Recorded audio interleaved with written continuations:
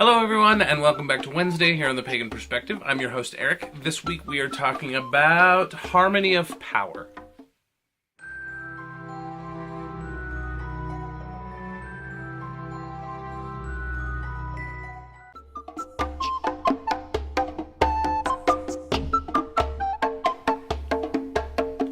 So this week our topic comes to us from Ether Transmission, also known as Seawolf. And they wrote, and I'll just go ahead and read it. I'm a practitioner and recently moved in with my fiance, whom also practices. Although we agree on many things, but on magic we differ. She is a passive practitioner, which she has built up power, guides, and intuition over the years, and only seeks to protect herself, family, and home. And doesn't spell to affect change. I, on the other hand, am actively working with my energy and power, and I do seek to work with and change my world. Instead of seeing the differences in our styles as conflicts, I started to look at it in terms of balances, male-female, passive-aggressive, involution-evolution, and was wondering if it were possible that our two styles working in such a balance could create a more stable, powerful, and complete power in our home. I would be most interested to hear your thoughts. Thank you. And again, signed Seawolf. So, I'm really interested in the idea. I really like the fact that, first of all, I want to say good job on the idea of using the opposite ideas as balances as opposed to conflicts. I personally believe that that is usually the case. If something opposes what you do, unless it adversely affects you, that opposition is not a conflict. And lots of people think, and not just in the pagan community or in the Christian communities or in the community as a whole, just because something is different than what you believe or what you practice or how you are, does not mean it conflicts with you. Unless it adversely affects you, it's not a conflict. There shouldn't be a conflict with that. I want to get that out and make sure that you all understand that that is, massive kudos to you for being able to see that a difference is not a conflict, even when the two things are so inherently different as the aggressive style of trying to change your world for your benefit and trying to keep the rest of the world from affecting you. They're not conflicting ideas, but they're actually rather complementary.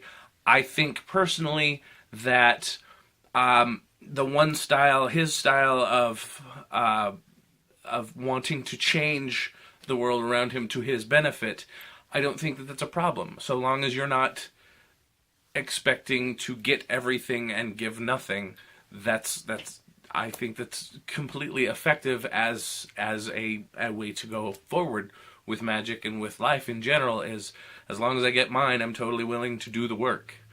Another one is the idea of let the world be what it is, so long as it does not adversely affect me and mine, is also a very effective way to use magic and talismans and spells and energy and all of those things.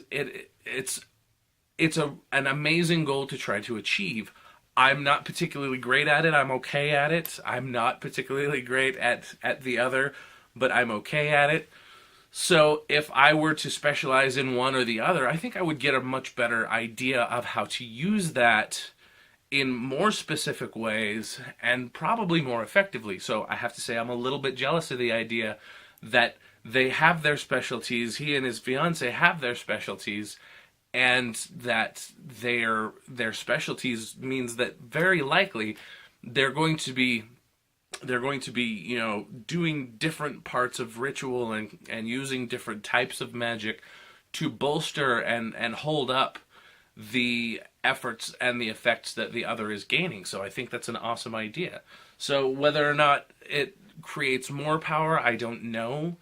But I would assume if everything works the way that is, intended and as advertised, I think what you are doing is going to work better, but I don't know if it's going to have any more effect than if both of you were doing both types of spells and magic and the like.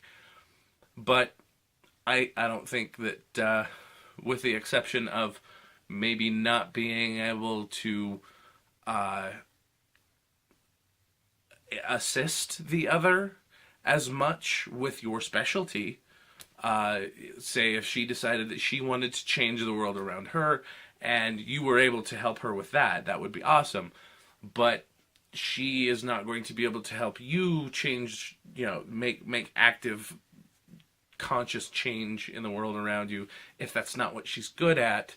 It's not going to be a lot of help if you're needing the assistance. That's the only drawback I could come up with in all the time I've been thinking about this, and I've been thinking about it for a couple of weeks. I've read ahead because I wanted to see how long before the break was, because, I can use a break. Anyhow, so yeah, that was the only drawback that I could figure was if you are both specialized in one particular area but not the other, it's a matter of asking for help in your area of expertise would then have to come from outside of the house. But other than that, I think it's all pluses.